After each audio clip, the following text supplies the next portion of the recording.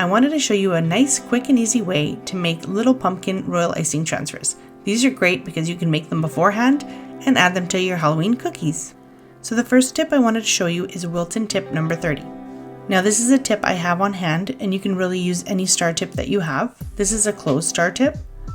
So here I'm just going to do 2 semicircles with even pressure on the icing, and I'm going from bottom to top. So I'm doing the outsides first and then the middle, and then kind of wiping away my tip at the top. So I'm just using a plastic bag here that I use to bag my cookies with, but you can also do this on parchment paper. So I'm keeping the tip nice and close, almost perpendicular to the surface.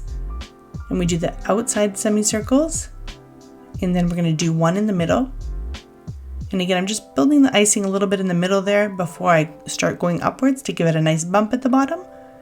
Okay, and now we're going to switch tips to do some smaller pumpkins. So I've got the Wilton tip number 16. This is an open star tip, and they're kind of similar as you can see. So either one you have on hand is totally fine. And again, this one tip is a lot smaller, so these are great for cookies because you can make these tiny little pumpkins. And we're doing the same idea. I'm just keeping the tip really close to the surface here. And I'm doing my 2 semicircles on the outside and then one nice and inside. You don't want to do your semicircles too far apart because then you'll have to do, you'll have some gaps in between the middle, or you can do a little bit further apart and make a few more lines in the center. I find 3 works really well because it's, small enough for the cookies to add a little detail. And then with some green icing, you can also add some stems on there. And these are great because you let them dry, and they're kind of like those sugar candies, those really old school candies, or those, decorations for cakes where you let them dry, they harden, you can glue them onto your cookies.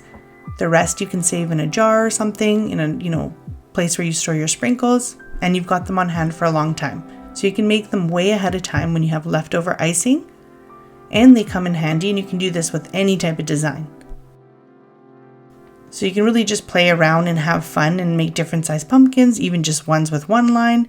You can make kind of frilly little pumpkins if you want to make like a gourd looking one. And always make sure that your icing is nice and stiff. If it's not holding its shape, make sure to add some more powdered sugar, stir it in until it's nice and stiff.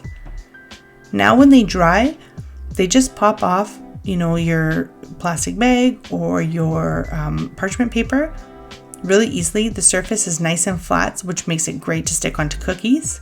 You can see I have my smaller ones here that I just did a little one, piping line kind of thing. And I added a little stem onto these guys. The other ones I didn't. And I was just having fun playing around with different shapes. But you can see they pop up super easily. They're dry to the touch. You can pick them up. And so now you can kind of play around with the different sizes and add them to your cookies for Halloween. Hope you enjoyed that. Stay tuned for much more Halloween stuff coming your way. Thanks for watching, and as always, happy baking!